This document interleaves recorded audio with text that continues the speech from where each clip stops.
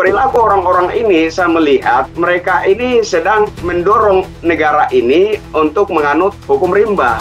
Seolah-olah negara kita tidak punya aturan, negara kita tidak punya hukum.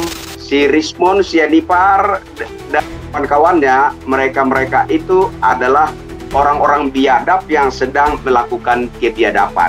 Per hari ini mayoritas rakyat Indonesia masih cinta Bapak Jokowi itu. Berharap mereka bisa merampas cinta rakyat itu dengan cara-cara perilaku yang sementara mereka lakukan hari ini. Tidak bisa. Rakyat bahkan akan semakin benci kamu. Percaya nggak percaya, rakyat akan semakin benci kamu. Lu usik orang yang saya cinta, lu mati Bapak. Begitu.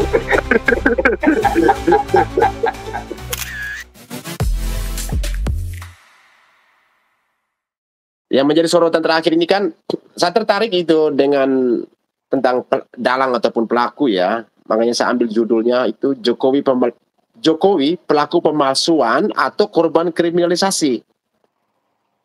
Nah, ini yang menjadi menarik buat saya dan buat pemirsa sebenarnya ya, buat Bang Oni ini. Kira-kira apa yang Bang Oni bisa lihat ini dari ulahnya Roy Suryo Rismon ini, kemudian muncul narasi di publik bahwa Pak Jokowi adalah pelaku pemalsuan, ataupun sebaliknya ada yang narasi kontranya bahwa beliau adalah korban kriminalisasi ini.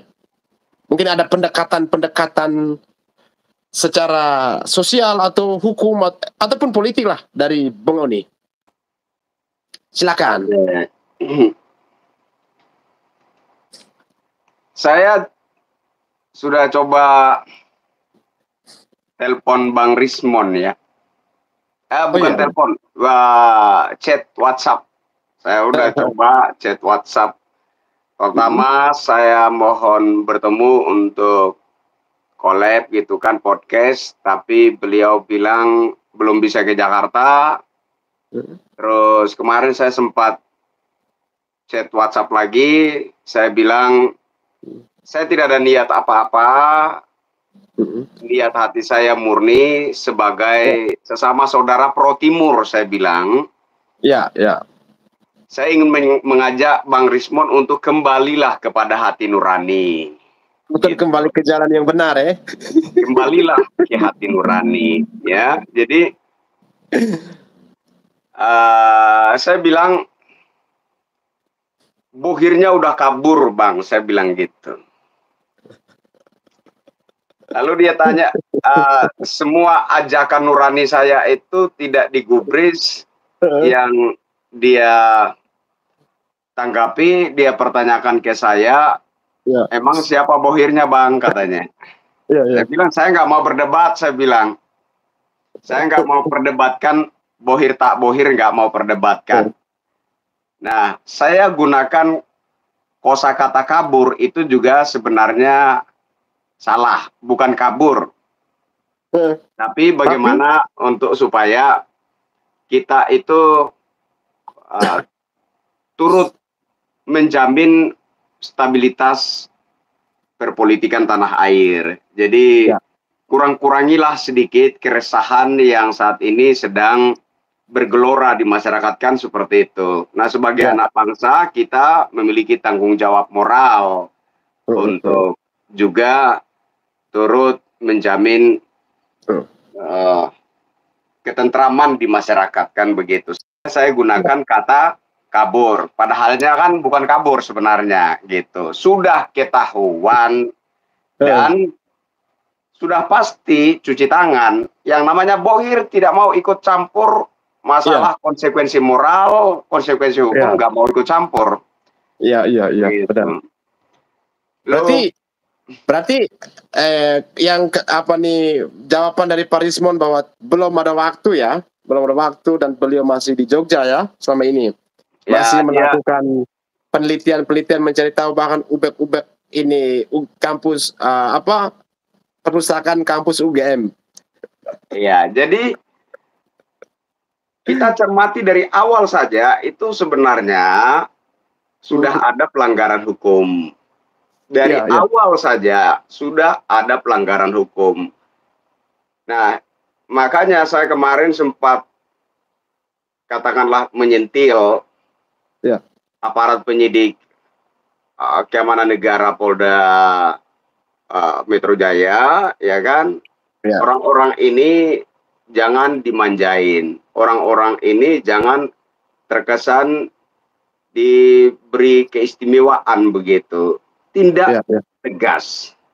Nah, di awal kan mereka bilang penelitian.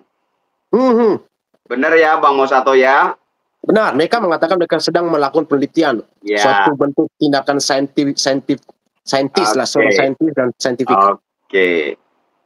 Oke, penelitian. Ketika mereka menyatakan itu adalah sebuah penelitian, itu saja sudah menjadi sebuah pelanggaran hukum. Pelanggaran hukum dari sisi satu. Ya. Ketika sesuatu yang mereka jadikan, belum ke situ. Mungkin secara kapabilitas mereka oke ya. Mereka memenuhi, ya, secara kualifikasi mereka memenuhi. Tapi kita bicara legal standing. Mereka ini berangkat dari lembaga mana? Sepakat. Atas kepentingan apa dan apa maksud tujuannya? Apa kemanfaatannya? Itu semua harus jelas. Jadi jangan sampai negara Republik Indonesia ini kita dorong untuk menganut hukum rimba, jangan. Nah, perilaku orang-orang ini saya melihat mereka ini sedang mendorong negara ini untuk menganut hukum rimba. Seolah-olah negara kita tidak punya aturan, negara kita tidak punya hukum. Jadi semau-mau kita atas dasar demokrasi, atas dasar kebebasan berpendapat, ya. Jadi kita gunakan hak konstitusional kita, mau apapun oke. Nggak bisa seperti itu. Bahkan demokrasi itu sendiri juga demokrasi yang teratur, bukan amburadul. Gitu. Nah, sehingga kalau dikatakan mereka ini adalah peneliti, apakah ada legal standing yang jelas? Ketika tidak ada legal standing, poin pertama, itu sudah pelanggaran hukum. Ya, perihal legal standing. Ya, yang berikut, objek penelitian. Ya. Ketika yang mereka jadikan objek penelitian adalah sebuah sesuatu yang dianggap salah satu surat berharga, ijazah, tetapi itu merupakan hasil unggahan sosial media. Sesuatu yang telah diunggah ke sosial media, bagaimanapun juga berpotensi adanya rekayasa digital. Gitu. Terlepas itu sudah ada campur tangan rekayasa digital atau tidak, intinya sesuatu yang diunggah ke sosial media berpotensi memuat atau mengandung rekayasa digital. Sehingga ketika ada kelompok tertentu yang mengatasnamakan peneliti, kemudian mengambil hasil unggahan sosial media untuk kemudian dijadikan objek penelitian, pelanggaran hukum.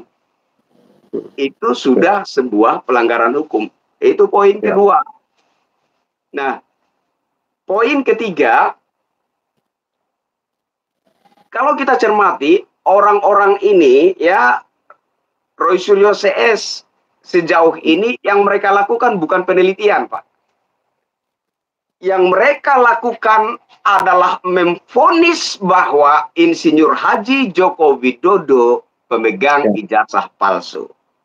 Ingat, kalau benar mereka sedang melakukan penelitian, tentu saja yang diekspos, yang disuguhkan kepada masyarakat, itu adalah data-data berbasis fakta.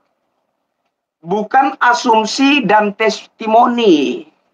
Tapi selama ini yang mereka lakukan kan asumsi, testimoni. Meskipun itu dikatakan apa, mesin yang digunakan oleh Roy Suryo itu apa nama Aplikasi, mesinnya? Ya, aplikasi itu. ya. Mesin otak mereka sendiri gitu. Mesin Itu kan kebencian. itu kan testimoni. Oke. Ya. Nah, kemudian asumsi tahun sekian dibuatlah begini. Terus nanti dia pergi ke pasar pramuka. Nah, tahunnya sudah selisih tuh.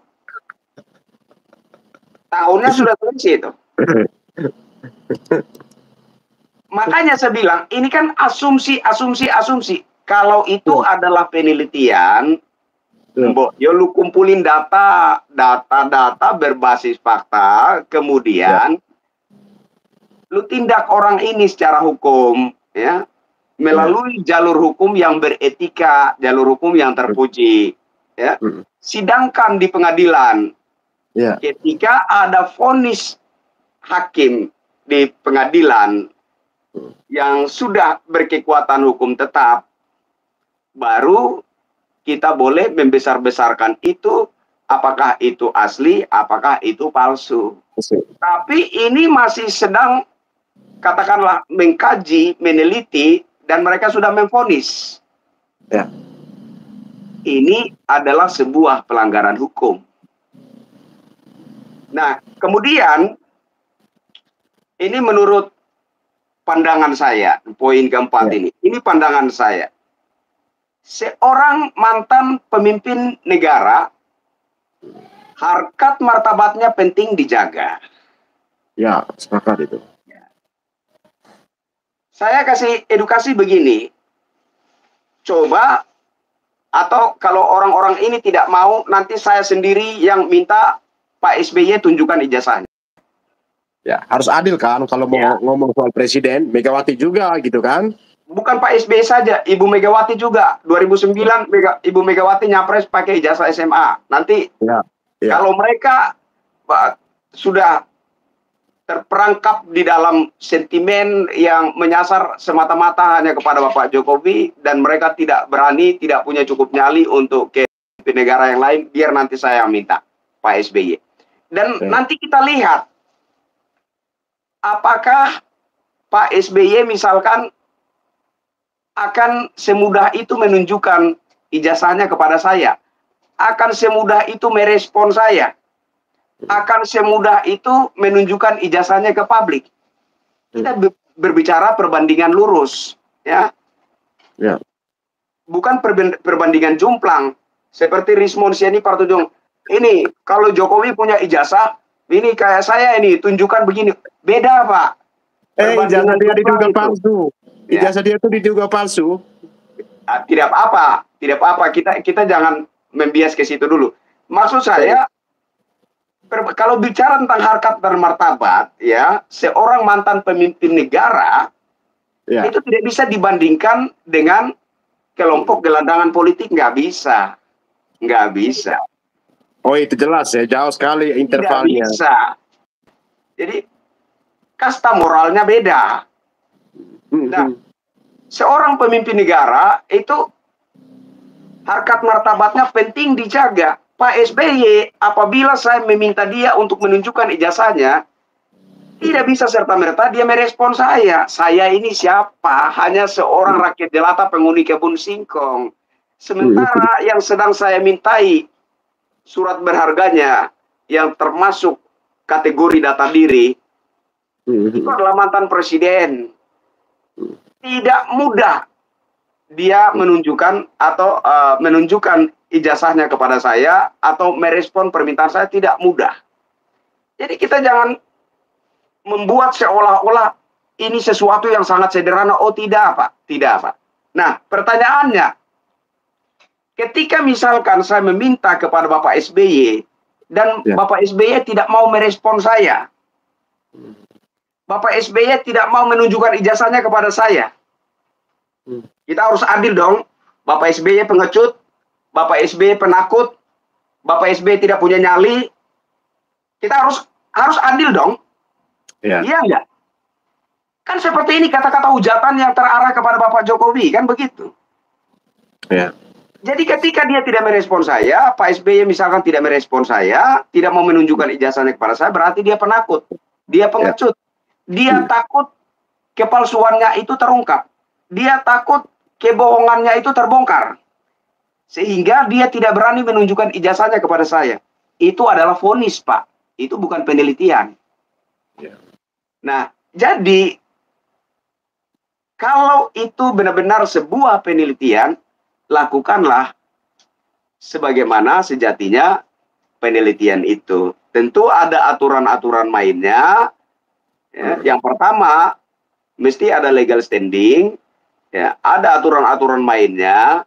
Dan tidak kemudian membuat seolah-olah Insinyur Haji Joko Widodo itu anak kecil yang sedang main lumpur dan kita boleh semau-mau kita untuk melecehkan, menghina dan menghujat dia. Makanya saya katakan si Rismon Sianipar dan kawan-kawannya, mereka itu adalah orang-orang biadab yang sedang melakukan kebiadaban. Itu dulu Bang Jenderal. Siap. Ini luar biasa ya. Artinya pandangan Bang Oni ini ya, Bang Kris Oni ini melihat dari sisi legal standing ya teman-teman, dari aspek legal standingnya, terus melihat juga dari bagaimana perbandingan lurus ya antara jabatan presiden, mantan presiden, di mana Pak Jokowi yang sebelumnya mantan presiden, kemudian Pak SBY, Ibu Megawati juga yang pernah menjabat sebagai presiden, perlu juga dipertanyakan keabsahan ijazah mereka. Dan itulah bentuk keadilan sejajar. Dan kenapa hanya Pak Jokowi saja yang didiskreditkan dengan isu ini, kemudian jangan-jangan ada yang menyasar lagi ke pemakzulan Pak Gibran, dan akhirnya merembet sampai kepada kudeta merangkak ke Pak Prabowo, dalam hal bahwa mereka ingin mengganggu jalannya roda pemerintahan Prabowo dan Gibran. Nah, itu yang perlu kita cermati lebih jauh ya. Karena kalau hanya dilihat dari satu sisi, hanya subjek yang hanya Pak Jokowi saja, itu memang tidak adil ya. Tapi sudah sangat jelas. Bahkan ada yang bertanya saya, di sini siapa yang benar dan siapa yang salah? Ya, saya perlu mau menjawab bahwa kalau menanyakan siapa yang benar adalah ketika Pak Jokowi mencalonkan diri menjadi wali kota, gubernur, hingga presiden melalui prosedural yang benar, ya. Sedangkan siapa yang salah? Yang salah adalah pemikiran yang membuat Pak Jokowi menjadi salah. Ya kan, logikanya seperti itu. Adalah orang-orang yang sedang merasa dirinya lebih benar dari Pak Jokowi. Ya, itulah kita katakan itu orang-orang yang salah dalam mengambil sebuah langkah untuk mendiskreditkan Pak Jokowi. Ya, kalau kita lihat apakah Pak SBY juga bersuara, enggak, Ibu Mega juga slow aja kan, artinya tanda bahwa ya udah, ijazah berarti mereka secara tidak langsung meyakini ijazah Pak Jokowi itu asli juga kan, dan tanggung jawab besar juga. Ini kan Pak Jokowi dulu diusung oleh PDIP, ya kan? Nah, dan bisa berembet juga kepada marwah PDI Perjuangan, di mana soal validitas, verifikasi, ketelitian dari partai, menyelamatkan nama besar partai dan sebagainya, satu sisi. Nah, itu bagaimana pandangan Bang Kris Oni melihat seperti itu? Ya, jadi saya meyakini sampai kapanpun Bapak Jokowi tidak akan menunjukkan ijazahnya ke publik atau langsung ke mereka ini, ya, segelintir kutu loncat. Saya yakin banyak yang stres. Bapak Jokowi tidak akan pernah merespon mereka. Kenapa? Karena siapa mereka lah bagi Pak Jokowi gitu loh. Saya katakan tadi bahwa kasta moralnya beda. Ya. Gitu. Oh, kasta moral ini ya. Kasta moralnya beda. Dalam sekali nih. Ya. Karena menyangkut harkat martabat, ini masalah moralitas. Ya. Mungkin seorang mantan pemimpin negara Republik Indonesia merespon permintaan dari segelintir gelandangan politik yang mana kalau saya ini contoh saya Jokowi gitu ya. Yeah.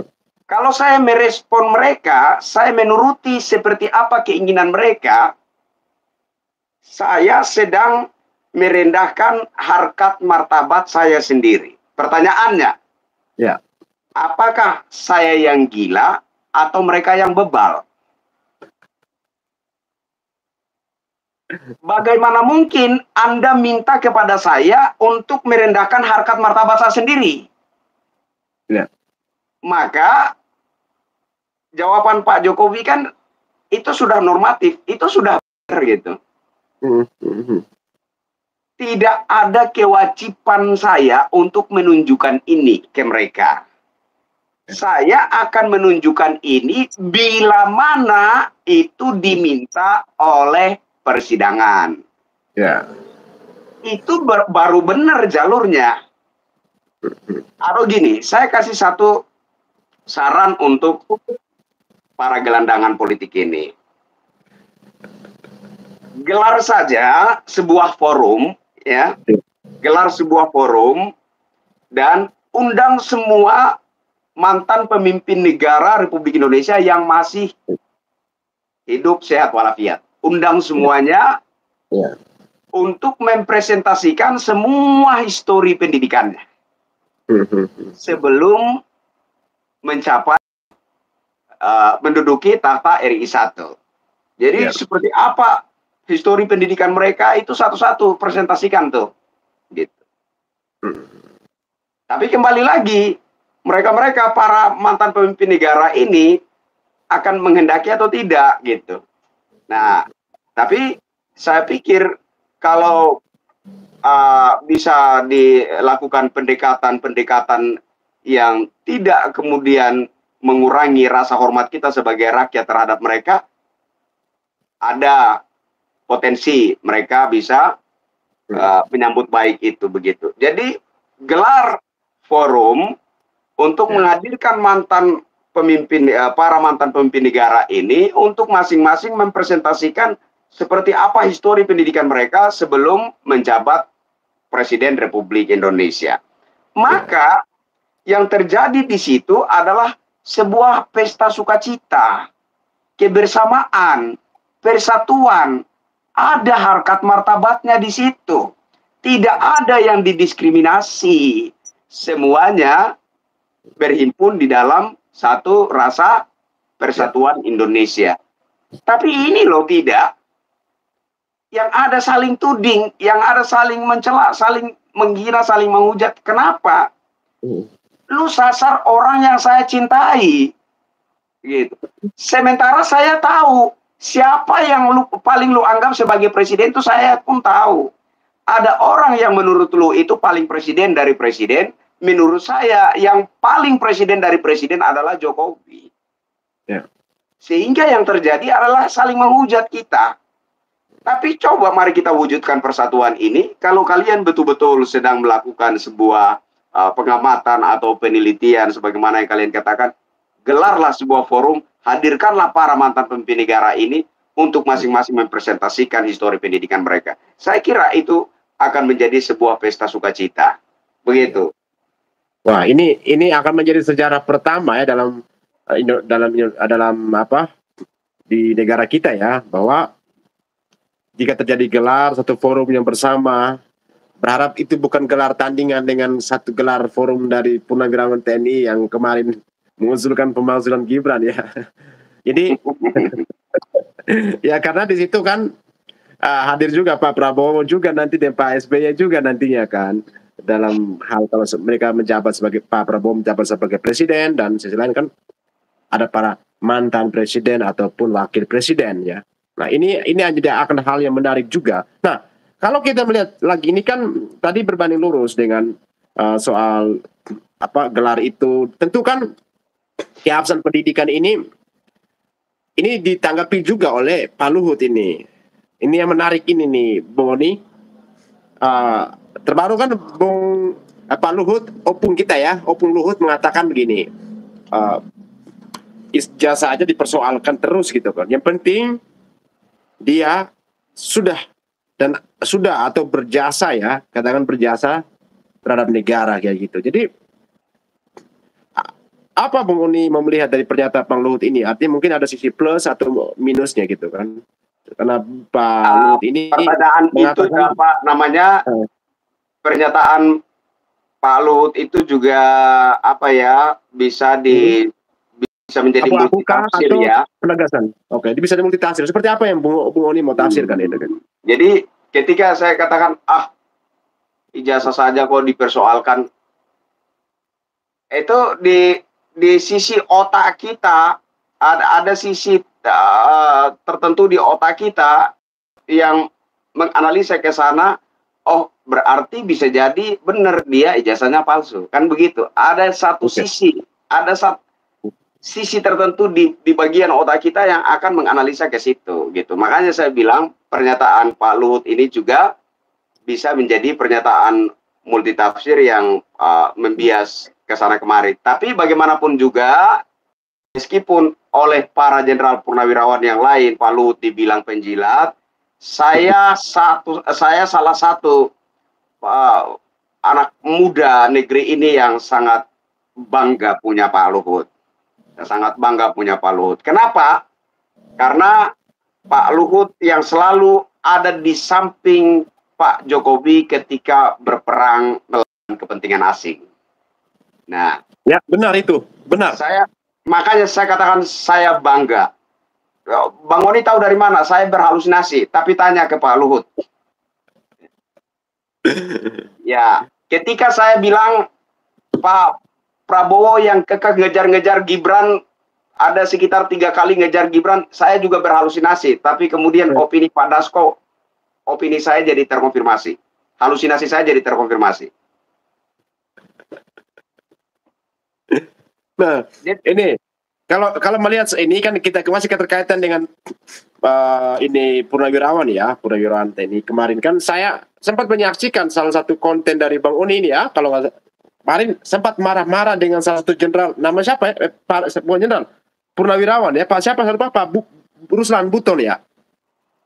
Iya, Ruslan Buton. Oke, dari Pak Ruslan Buton ya, itu cukup keras ya, bukan cukup keras, sangat keras ya. Ini narasi beliau, tapi ditangkis balik oleh Bung Oni ini. Kira-kira ini bagaimana nih Bung Oni? Itu kan semacam ancaman saja atau memang ada perseteruan yang terjadi sebelumnya dengan Bung Oni di belakang itu atau gimana? Enggak, gini. Pada dasarnya ini adalah pandangan politik. Tapi video saya kemarin itu benar-benar saya menohok moralitas dia. Oke. Kenapa? Karena menurut saya ini kita bicara pandangan politik ya. Kalau bicara soal emosional, kita bersaudara, kita semua pro Timur. Dia juga pro Timur, saya juga pro Timur. Oke? Kita sesama saudara pro Timur. Sudah sempat chatting DM kita. Ya. Oh ya, sudah begitu. Ya, sudah chatting DM ya, sebagai saudara sesama pro Timur. Sebenarnya video saya kemarin itu ada 2 atau 3 sesi itu, tapi 2 sesi yang sisanya itu tidak saya naikkan karena beliau sudah duluan chatting DM saya, saya sudah tersentuh, saya sudah stop. Tapi saya juga agak lain gitu. Lainnya gimana? Ya, kalau lu ajak saya berantem, saya nyerah. Lu mau tikam saya, lu mau apa saya nyerah. Saya nggak mampu. Oke, kalau berkelahi saya nggak mampu. Tapi kalau lu mau adu argumen, mari. Saya nggak pandang lu siapa. Oke, saya kasih tahu. Mungkin saya satu-satunya yang hidup saat ini yang marah di depan-depan Pak Jokowi. Menteri-menteri coba tanya, ada nggak yang pernah marah di depan Pak Jokowi? Marah kepada Pak Jokowi.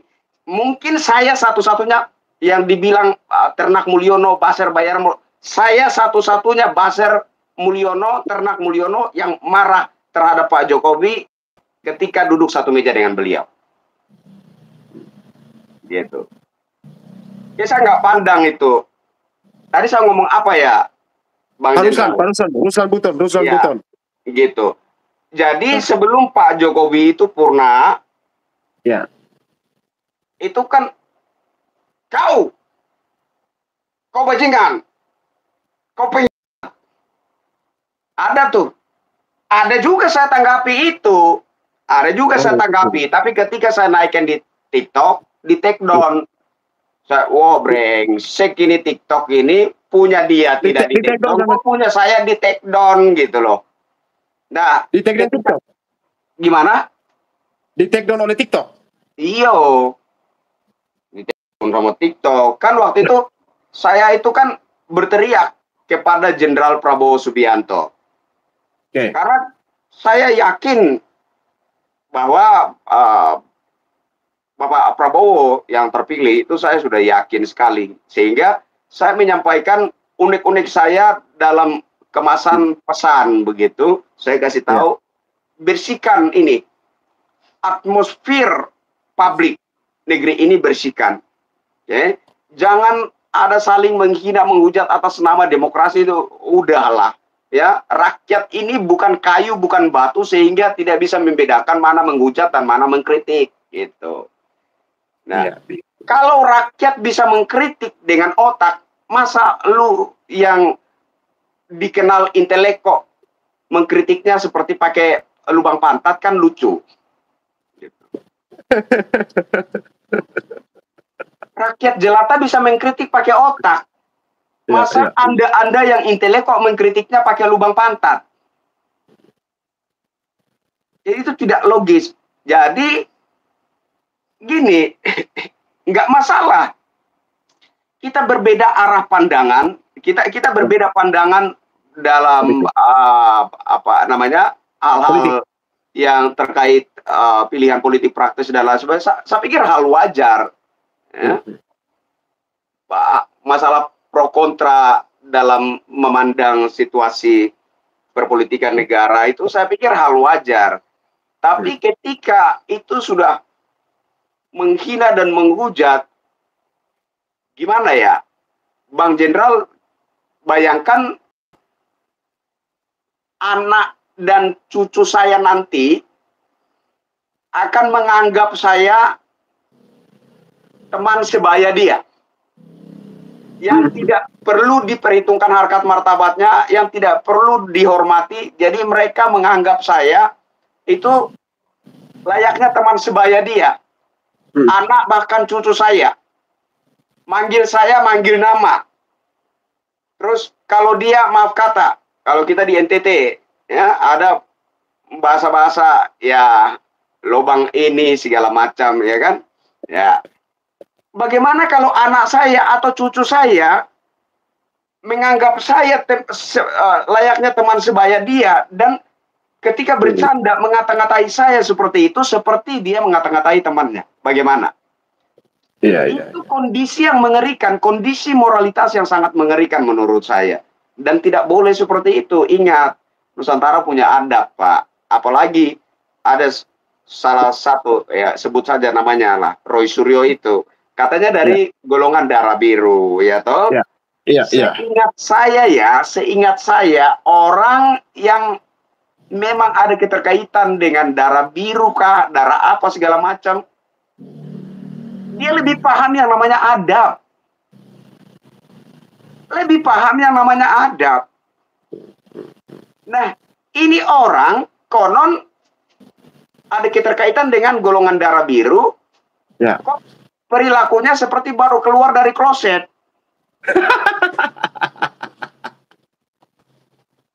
Ya. Jadi kemarin yang meresahkan kita adalah upaya delegitimasi Bapak Jokowi. Ya, dan kalau kita mau jujur untuk melihat kondisi saat ini, melihat merujuk kepada segala perilaku mereka, nilai-nilai pengucilan, nilai-nilai diskriminasi terhadap Bapak sudah terjadi. Kalau kita mau benar-benar mengamati ini secara jernih, semacam ada sebuah pesan yang sudah tersampaikan ke publik bahwa selain Insinyur Haji Joko Widodo mesti dipandang negarawan, dipandang mantan pemimpin negara, Kecuali Insinyur Haji Joko Widodo, dia saja yang jangan dianggap sebagai mantan pemimpin negara. Yang lain-lain nggak usah diusik tuh. Yang lain-lain nggak usah diganggu. Gitu. Kecuali Jokowi. Jokowi boleh kita perlakukan sebagai anak kecil. Tidak boleh kita anggap, tidak boleh kita perhitungkan harkat martabatnya. Yang lain-lain saja, Jokowi jangan. Jadi kita kalau bicara tentang delegitimasi, nilai-nilai itu sudah terjadi dalam segala perilaku mereka tuh. Coba Bang Jenderal, coba dicermati, coba direnungin. Sudah terjadi. Jadi ini jelas arahnya adalah Jokowi harus dikucilkan oleh seluruh rakyat Indonesia. Jokowi harus tidak dianggap sebagai salah satu pemimpin atau mantan pemimpin negara Republik Indonesia. Jokowi harus tidak dihormati. Jokowi harus tidak dianggap dan tidak boleh diperhitungkan harkat martabatnya. Kan upaya itu yang sedang mereka lakukan. Nah, ini kalau kita melihat nih, ini Bang Oni, artinya ketika langkah mereka untuk mendiskreditkan Pak Jokowi, ini kalau kita kaitkan dengan elektoral, momentum elektoral kemarin ya, di 2024. Nah, sekarang ini kan terlihat seperti ada ajang konsolidasi, di mana memainkan isu ini, ya, isu yang sepaket antara isu jasa Jokowi dengan pemakzulan Gibran ini. Nah, menurut Bro, ini kira-kira ini adalah bentuk konsolidasi untuk kembali kembali mereproduksi kasus ijazah ini yang sebelumnya sudah ada jurisprudensi, yang sudah ada penetapan sebelum tersangka, sebelum penetapan terdakwa, dan sudah ada korban Gus Nur dan Pak Bambang Tri sebelumnya. Nah, dan apakah ini menurut Bro ini sebagai bentuk propaganda baru lagi gitu? Ini sebenarnya saya udah kemas di video tadi. Sebenarnya saya sedang edit, terus saya dihubungi oleh Bang Jenderal. Spoiler lah, kira-kira apa ini? Ini kan bacaan politik sekarang tuh itu, bahwa ada permainan elit politik di balik itu untuk ada ajang konstelasi di tahun 2009, di mana propaganda kecil, ada proksi dan sebagainya itu. Oke, saya buka sedikit ya rahasia. Ini ada, saya sudah kemas di video yang saya bikin. Nanti mungkin kalau sekitar jam 2 atau jam 3 mungkin naik tayang saya. Jadi gini, kalau kita bicara tentang elektabilitas atau elektoral, Jokowi sudah selesai, dia tidak punya kepentingan. Saya pastikan bahwa Insinyur Haji Joko Widodo sudah selesai dengan dirinya. Bahkan ketika masih menjabat sebagai Presiden Republik Indonesia, kekuasaan bukanlah obsesi politik Insinyur Haji Joko Widodo. Garis bawahi lagi dong kata-kata itu. Itu penting itu. Kekuasaan bukan obsesi politik Insinyur Haji Joko Widodo. Teman-teman, ingatlah. Coba ini kalian ketiklah dia. Tandai kata-kata di bawah nih. Ada yang bisa bantu ketik ini, nanti saya pin. Dia yang ketik ini kalian adalah YouTuber ataupun konten kreator ya. Saya pin komennya nanti ya. Kekuasaan adalah apa tadi? Kekuasaan bukan obsesi politik Insinyur Haji Joko Widodo. Oke. Ada yang mau bantu ketik di bawah, silakan saya pin komennya ya. Silakan lanjutkan, Bro.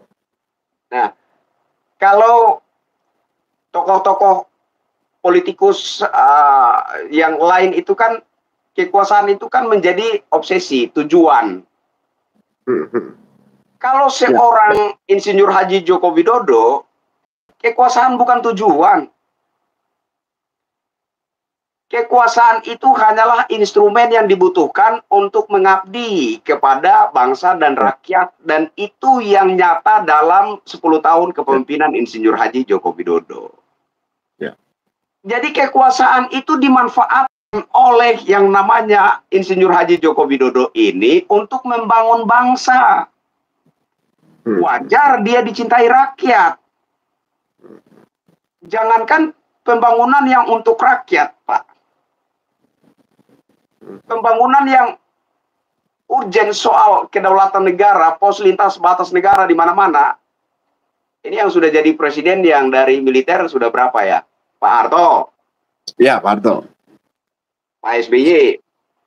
Sekarang Pak Prabowo. Udah 3 dari militer ya. Ya. Nanti kita bandingkan, nanti kita uji. Siapa yang punya kepedulian, lebih tinggi kepeduliannya terhadap kedaulatan negara ini. Ya. Nah, kalau Pak Prabowo kita belum lihat nih. Tapi dari Pak Harto dan Pak SBY saya kira sudah kelihatan. Mereka basicnya militer. Tapi sehebat apa, setinggi apa kepedulian mereka terhadap garis batas wilayah kedaulatan negara kita. Ya. Sehebat apa kepedulian mereka terhadap itu. Ya. Pak Jokowi membuktikan kepeduliannya yang begitu luar biasa dengan katakanlah menyulap segala pos lintas batas negara. Itu saya sempat singgung juga waktu bertemu dengan beliau. Saya bilang, Bapak, saya mengunjungi pos lintas batas negara, ada 3 yang sudah saya kunjungi.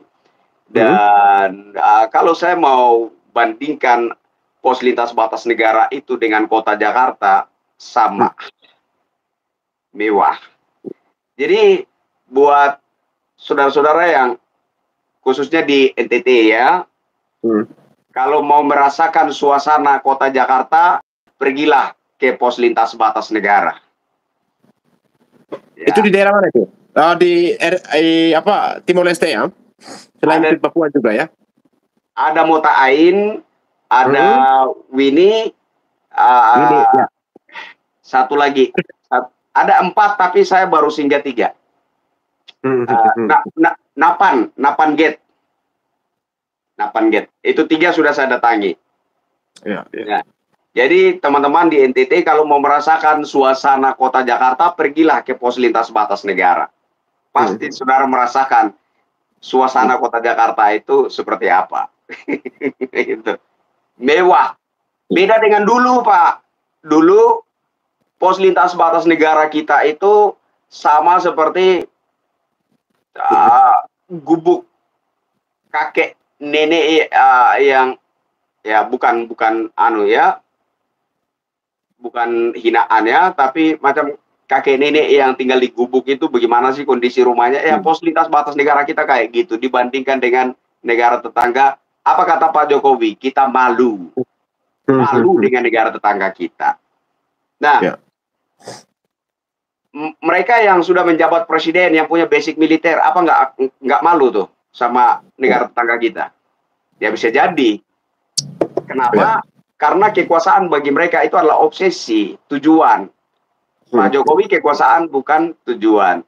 Kekuasaan dirasa perlu untuk kemudian dijadikan instrumen untuk mengabdi kepada bangsa dan melayani rakyat. Itu. Kekuasaan bukanlah obsesi politik seorang Insinyur Haji Joko Widodo.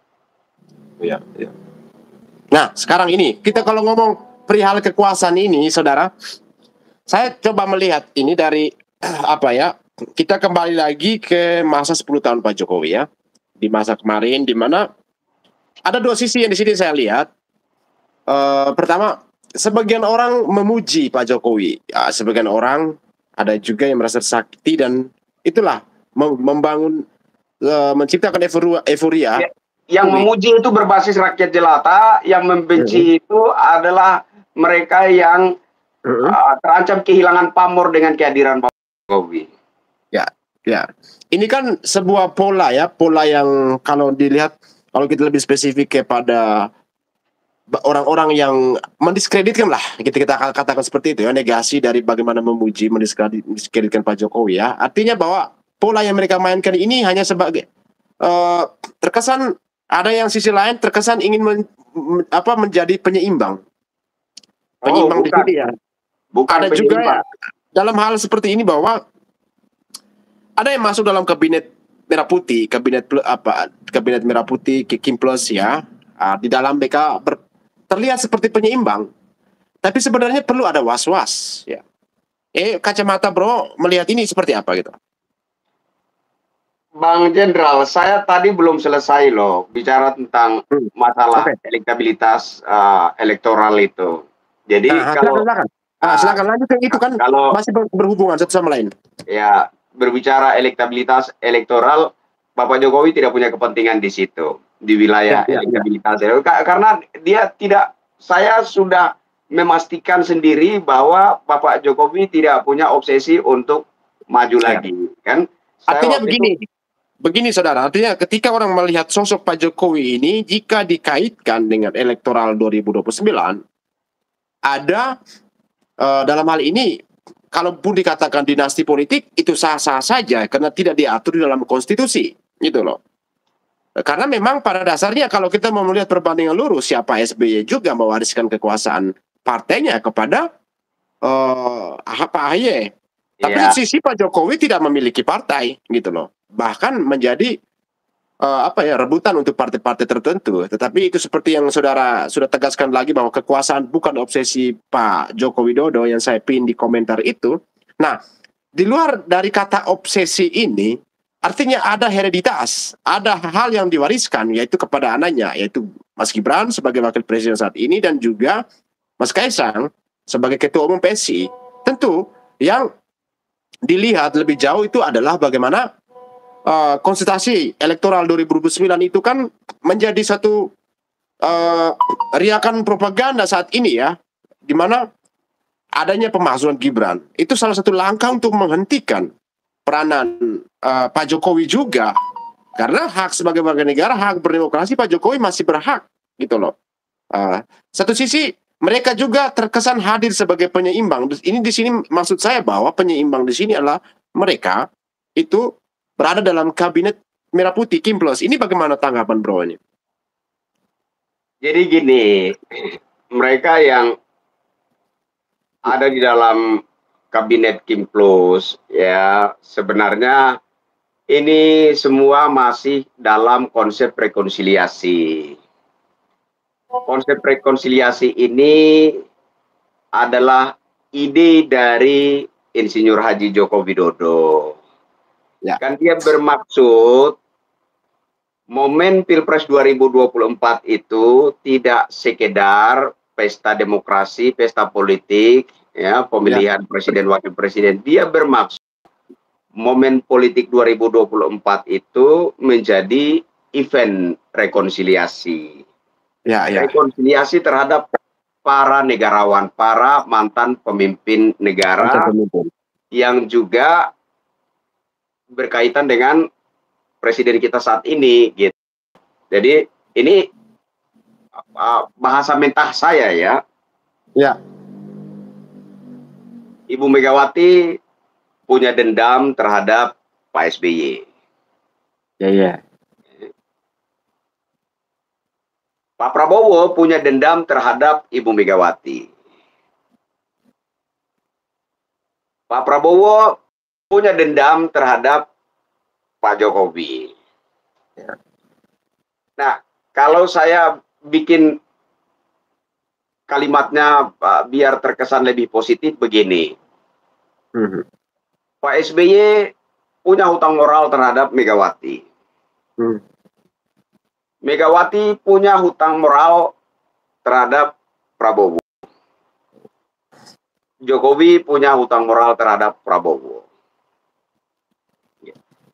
Dan Bapak Jokowi bermaksud semua ini dikelirkan, diselesaikan di momen politik 2024 sebelum dirinya purna tugas. Supaya ke depan itu seluruh negarawan bangsa Indonesia ini bisa sama-sama menyumbangkan pikirannya untuk memajukan bangsa negara ini menyongsong momen bonus demografi. Kan itu sebenarnya ide Bapak Jokowi. Ya. Tetapi belum. Ide itu ditandai dengan menyandingkan Prabowo Subianto dan Ganjar Pranowo. Ya. Tapi ide itu gagal. Gagal kenapa? Karena ketika itu beliau lagi kunjungan kerja ke luar negeri, ya. Ya. Ibu Megawati dengan arogannya mencapreskan Ganjar Pranowo. Begitu. Nah, Itu sejarahnya. artinya niat Sang Jokowi yang begitu mulia menurut saya itu ditolak saja secara mentah-mentah oleh Ibu Megawati. Nah, saat ini jangan protes. Posisi wakil presiden itu sebenarnya posisi PDIP. Yang tolak siapa coba? Okay. Gibran tidak punya obsesi sama sekali untuk jadi wakil presiden. Okay. Saya salah satu yang diminta untuk turut serta membranding Mas Gibran waktu itu untuk nanti akan maju bertarung di Pilgub DKI. Saya tahu persis. Saya tahu persis. Dan saya tahu persis dari berbagai sisi, posisi calon wakil presiden itu bukan milik Gibran. Bukan milik Gibran. Tapi opsi itu, jadi saya melihat Mas Gibran ini adalah korban ambisi Jenderal Prabowo Subianto. Kan orang berkontestasi maunya harus menang toh. Gak ada yang paling penting selain saya menang pertarungan ini. Nah, Pak Prabowo ketika gagal mendapatkan Ganjar, siapa sebenarnya sosok yang potensial yang apabila disandingkan dengan saya akan berpotensi menang? Nggak ada lain. Kalau bukan Prabowo mengapit Insinyur Haji Joko Widodo yang purna tugas sebagai Presiden Republik Indonesia itu kemudian dijadikan calon wakil presiden lagi oleh Prabowo, potensi menang. Tapi Pak Jokowi tidak mau. Nanti dia dipandang tidak negarawan. Bukan dia tidak mau mengabdi. Bukan dia tidak mau, bukan dia sudah merasa capek dan sudah tidak mau lagi bekerja untuk rakyat, bukan. Tapi ada konsekuensi moral yang agaknya terlalu sulit untuk ditanggung. Karena sebagaimana saya katakan tadi, dia tidak punya obsesi kekuasaan. Kekuasaan bagi Jokowi itu hanya sarana, instrumen bagaimana dia bisa mengabdi kepada bangsa dan rakyat, begitu. Nah, berarti menurut Bro ini bahwa Pak Jokowi tidak perlu membutuhkan partai ya, dengan kata lain ya. Loh, saya bahkan melihat Jokowi itu lebih besar dari sebuah partai. Oke. Jokowi itu lebih besar dari sebuah partai, Bang Jenderal. Kenapa? Ya, agak sulit untuk dijelaskan. Gini ya, Pak Jokowi menunjukkan gelagat saja kecondongannya terhadap Presiden Jenderal Prabowo Subianto. Ya. Hanya menunjukkan kecondongan saja, Pak, Bang Jenderal. Ya. Apa yang jadi kenyataan? Selesai. Pertarungan selesai, Pak. Dia hanya menunjukkan gelagat bahwa dia pro kepada Jenderal Prabowo Subianto. Habis. TPS semua Prabowo Subianto. Jadi saya melihat sosok Insinyur Haji Joko Widodo justru lebih besar dan lebih, Pak. Ini kalau kita bicara tentang gelombang dukungan rakyat ya. Ya. Kita tidak bicara tentang apa namanya kemampuan orang ini menggunakan kekuatan ini itu dan lain sebagaimana tuduhan dari mereka, bukan. Ya. Saya berbicara tentang gelombang dukungan rakyat yang mana rakyat itu betul-betul mendukung ini sosok yang nama Jokowi ini karena cinta. Ketika lihat kecondongan Bapak Jokowi ke Pak Prabowo, habis TPS semua bersih. Prabowo. Pertanyaan saya, kalau itu dilakukan oleh partai politik, memastikan semua TPS itu dominannya milih dinasti merah misalkan, Ya. itu berapa anggaran tuh, berapa ratus triliun itu, Ya. untuk bisa mengkondisikan TPS itu didominasi oleh suara pro dinasti merah. Tapi Jokowi hanya menunjukkan sikap saja ke Pak Prabowo, selesai, TPS selesai. Ini berarti melihat bahwa kalau kita lihat lagi ya, jika Pak Jokowi tidak perlu membutuhkan partai, artinya level seorang Pak Jokowi ini level yang sangat tinggi, tertinggi di atas seorang politisi lah, ya, di mana partai itu yang seharusnya mengambil sosok Pak Jokowi ini sebagai inspirasi dalam partai, ya. Kalau saya mendengar pembicaraan dari Bang Oni ini. Nah, kalau kita kaitkan lagi, ini yang menarik ini, tapi sempat terlewatkan ini, yaitu ketika seorang kader dari Partai Nasdem sebelumnya ya pernah mengatakan kepada Pak Jokowi untuk berhenti berpolitik, ya, dan sebagainya. Itu terus yang berikut, dia adalah bernama Pak siapa ya, saya lupa, Pak Saroni ya. Dia memberi teguran dan meminta Pak Jokowi itu berkacalah atau contohlah seperti Pak SBY dan sebagainya ya. Nah, ini bagaimana tanggapan Bung ini? Apakah pengaruh Pak Jokowi itu masih sangat kuat dan bisa mengganggu perpolitikan mereka atau gimana di 2029? Sebenarnya yang bicara itu yang mesti berkaca, bukan Pak Jokowi yang diminta berkaca. Gitu. Gini, Bang Jenderal. Ini cuma ibarat kata ya. Ya. Kita berdua naksir seorang perempuan. Ya. Oh, ya, analogi, oke. Ya. Saya lebih memilih Bang Jenderal. Masa saya harus benci Bang Jenderal? Ya. Masa saya harus membenci Bang Jenderal? Rakyat yang cinta Jokowi, bukan Jokowi yang memenjarakan rakyat dengan trik dan intriknya. No, cinta rakyat terhadap Jokowi itu real. Jadi kalau dibilang gini ya, mencontohlah kepada Pak SBY, contoh apa? Contoh mangkrak? Contoh ketika disindir oleh rakyat langsung lepas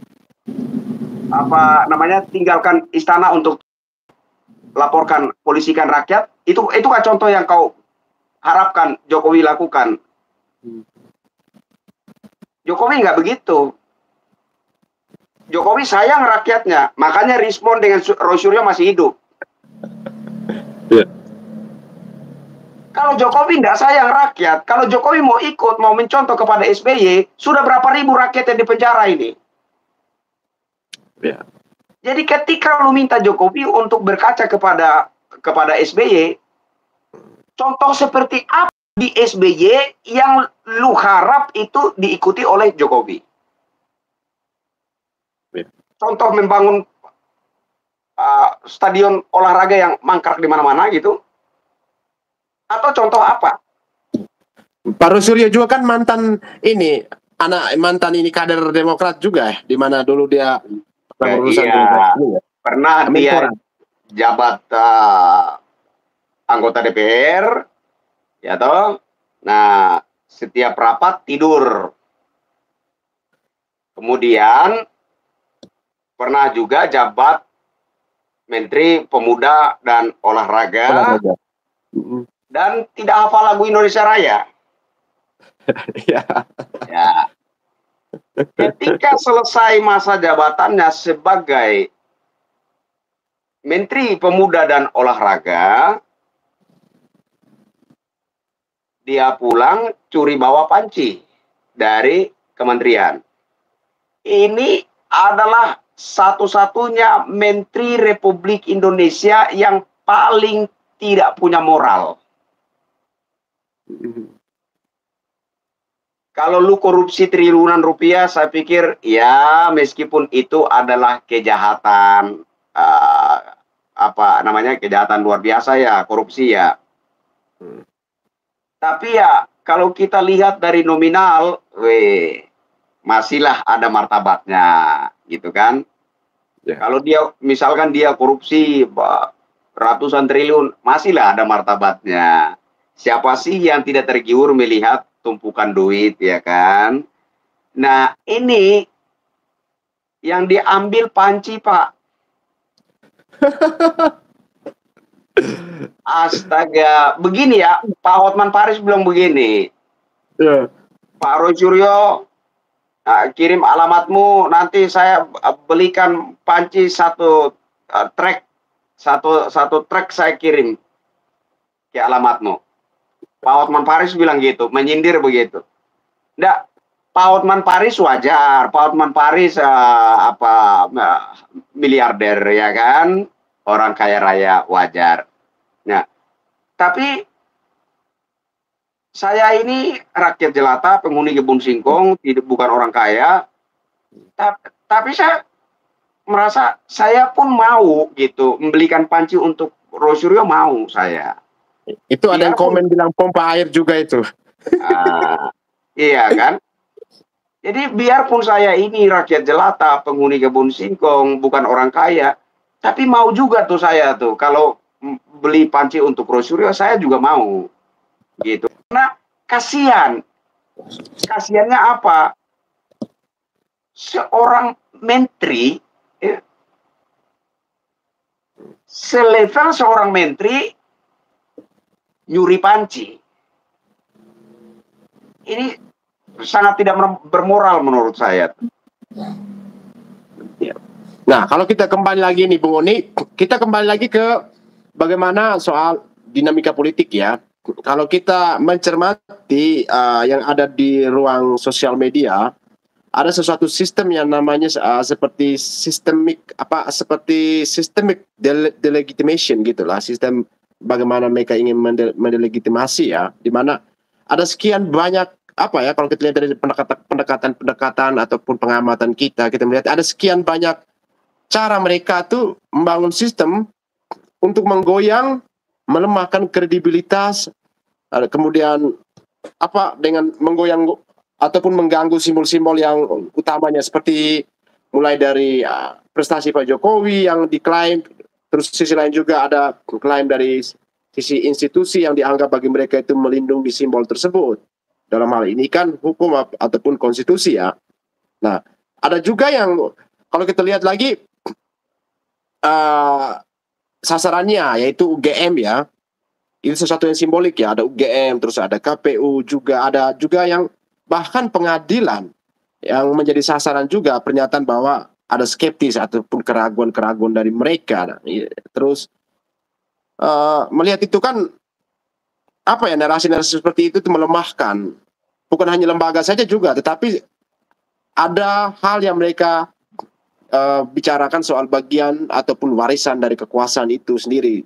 Nah, strategi-strategi semacam ini apa yang Bung Oni mau katakan ke mereka di mana terjadinya perang ataupun kampanye-kampanye digital yang mereka lakukan berseliweran ya, framing bias di sosial media.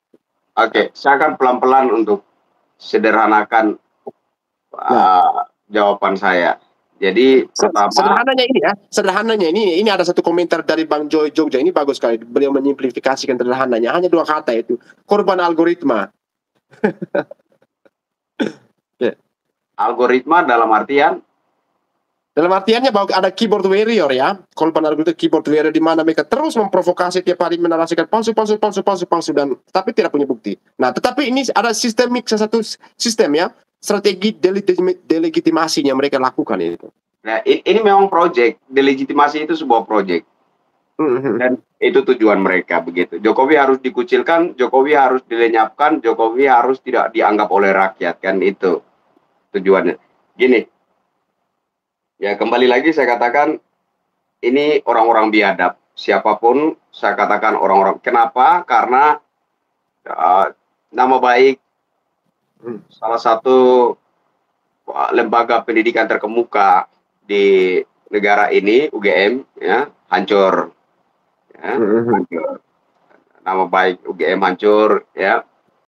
Terus nama Insinyur Haji Joko Widodo yang sangat dikagumi, dicintai, dielu-elukan oleh rakyat juga hancur, ternodai gitu ya. Nah, sebenarnya apa tujuan dari semua ini gitu? Memang Jokowi ini harus didelegitimasi. Kenapa? Karena Jokowi muncul sebagai pemimpin negara Republik Indonesia, membawa satu citra kepemimpinan yang beda sekali, yang terlalu tinggi, yang sangat sulit untuk mereka-mereka ini menyesuaikan. Terlalu sulit. Gitu. Ya. Jadi, kalau Jokowi ini tidak dihancurkan, maka untuk selamanya mereka memang tidak punya pamor. Jadi mereka itu semacam membangun kesimpulan bahwa agar supaya pamor kita bisa bersinar, padamkanlah pamor Jokowi, kira-kira begitu. Padahal siapapun bisa bersinar, atau bersinar itu tidak harus memadamkan cahaya orang lain, gitu. Oh ya. Ya, Bang Jenderal, Anda mau bercahaya, Anda mau bersinar, bersinar sajalah dengan adanya dirimu. Apa yang menginspirasi dirimu, apa yang Anda rasa bisa Anda lakukan, lakukan saja dan bercahayalah. Cahaya saya tidak akan mempengaruhi padam atau bercahayanya dirimu, enggak. Atau kalau saya mau bercahaya, saya bercahaya saja. Gitu. Dengan apa yang bisa saya lakukan, tidak bisa saya itu memadamkan cahaya Bang Jenderal Mosato untuk kemudian saya itu bercahaya. Nggak ada tuh, nggak ada konsepnya seperti itu. Gitu. Jadi tujuan mereka adalah Jokowi ini harus dikucilkan, tidak dianggap oleh rakyat, kemudian itu akan menjadi satu pukulan moral juga untuk Wapres Gibran Rakabuming Raka, ya, kemudian Wapres Gibran juga, kan Wapres Gibran ini dianggap kurang ajar. Ya. Kenapa dianggap kurang ajar? Karena nyalip. Ini ada di video. Karena dia dianggap menyalip leluhurnya dinasti biru. Oke. Jadi dia dianggap menyalip anaknya leluhur dinasti biru. Ah iya, betul. Itu kalimatnya. Gitu. Ya kan? Tapi itu kan hak ya, kita hak berdemokrasi lah. Siapa saja yang sudah punya lolos verifikasi dan punya kualifikasi ya sah-sah saja. Gitu. Bang Oni juga bisa menjadi seorang wakil presiden ataupun presiden jika itu. Hanya ini kan soal kompromi politik aja yang perlu dipertebal. Nah, ini satu hal ini ya masih menjalar dari ruang publik ya, ketika terjadi generasi ini kita melihat adanya seperti apa ya, dari sisi atmosfer ya, atmosfer demokrasi kita ini ya, yang kalau dilihat ini kan gaduh, tapi sebenarnya dangkal, gitu loh, gaduh tapi dangkal. Jadi ya mungkin dalam jangka panjang ke depan ini, terus kalau sisi lain juga kalau kita melihat juga dari sisi kualitas demokrasi yang bagaimana negara itu memperlakukan isu-isu ini ya bro, memperlakukan isu ini. Satu sisi ketika mereka bilang kami ingin mengadu kepada Pak Prabowo, satu sisi mereka bilang ini malah ada pembungkaman kritik. Ini bagaimana menurut bro? Ini sesuatu yang sebenarnya antara pro dan kontra mereka sendiri yang buat gitu loh. Jadi itu tadi saya ada kasih ilustrasi Bang Jenderal. Mereka yang bilang pembungkaman demokrasi segala macam ya itu ibarat orang yang masih melekat ini sisa-sisa nasi dengan ikan daging di mulutnya, lalu saya belum makan katanya. Saya belum makan. Itu contohnya. Jadi mereka sedang menghujat salah satu pemimpin terbaik Republik Indonesia yang sangat dicintai oleh rakyat dengan bebas leluasanya memaki-maki seorang Wakil Presiden Republik Indonesia saat ini Gibran Rakabuming Raka sampai kebablasan, dan juga kalau kita cermati itu merupakan sebuah penghinaan terhadap presiden yang sedang menjabat, ya kan?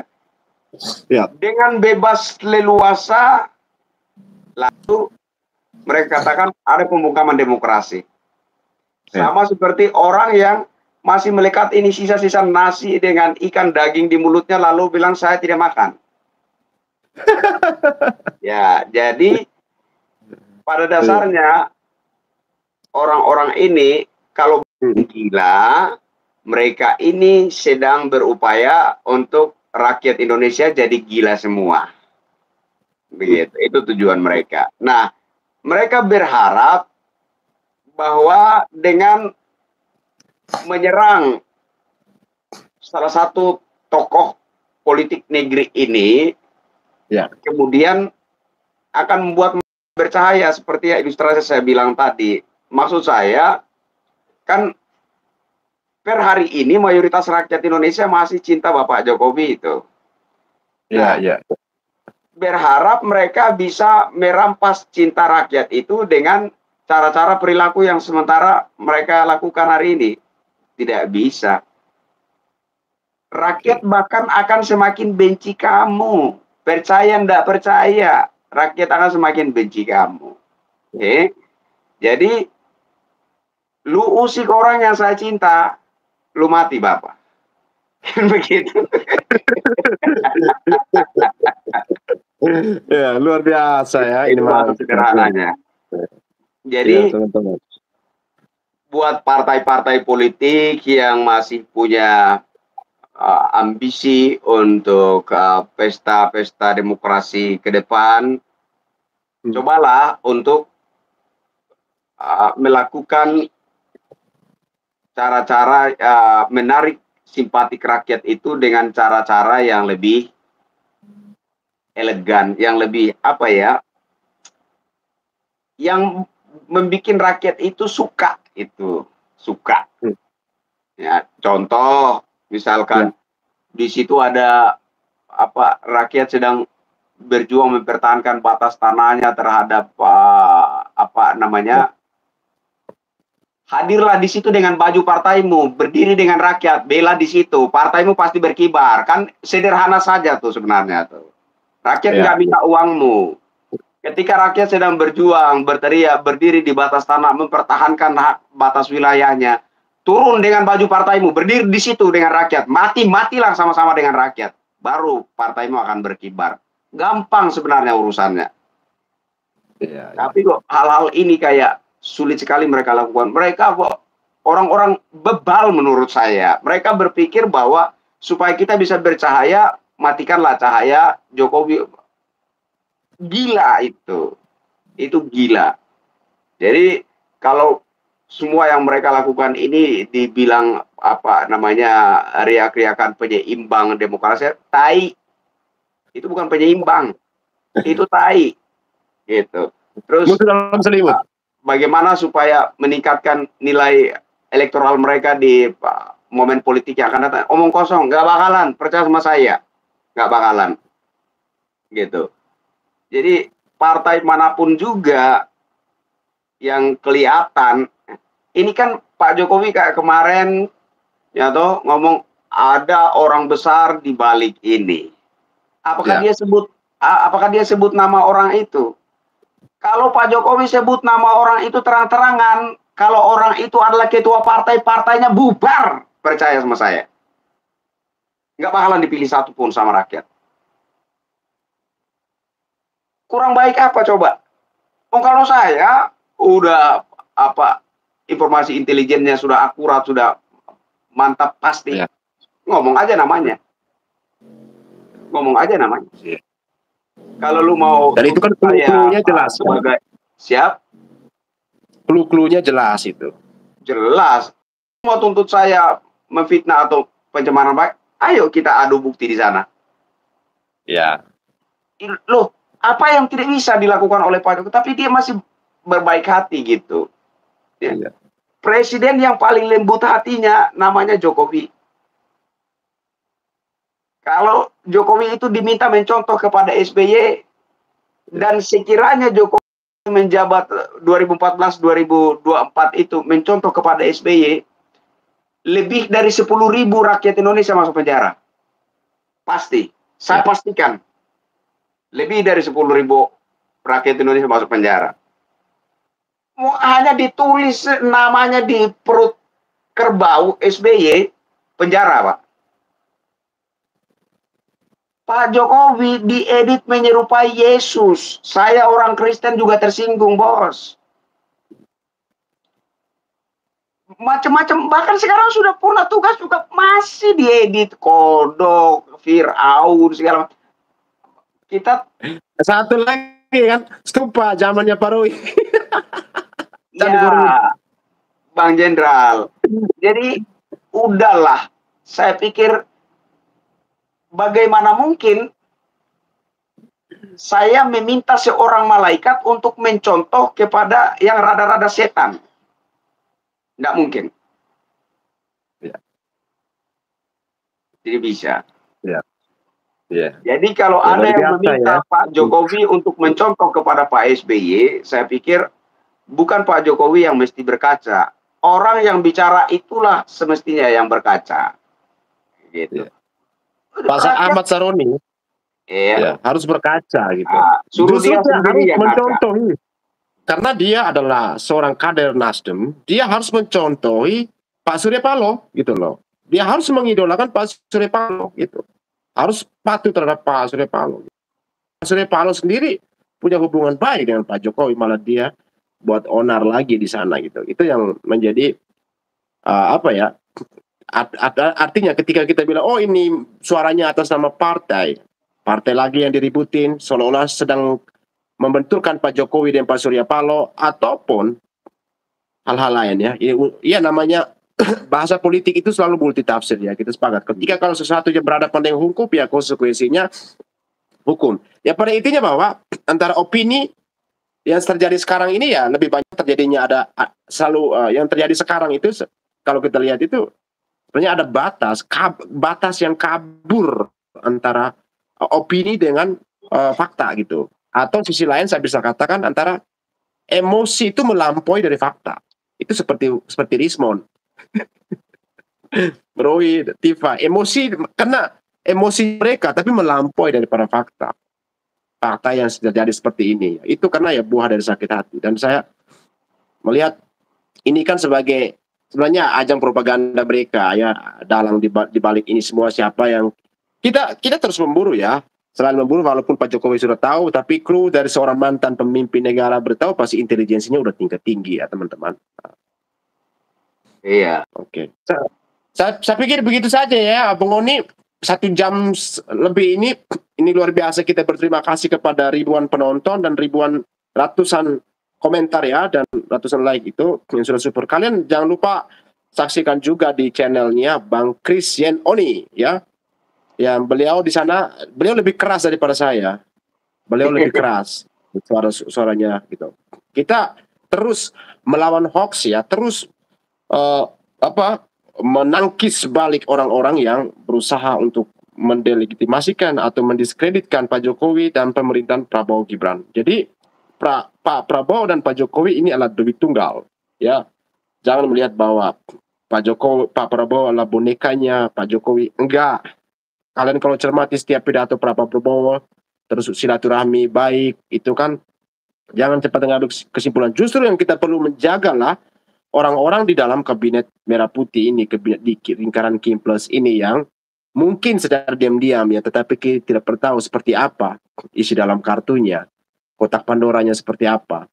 Dan juga proksi-proksi dari luar yang dimainkan oleh ormas-ormas yang sudah dibubarkan, ya. Nah, itu yang perlu kita jaga dan jangan sampai tercerai-berai kedaulatan kita. Apalagi pemeriksaan mereka di Polri ini di Kamnek, di keamanan negara, jadi itu sudah tingkat tinggi sebenarnya soal data dan informasi. yang dilakukan oleh Rismond dan teman-teman kan. Oke. Bang Oni, masih tersambung?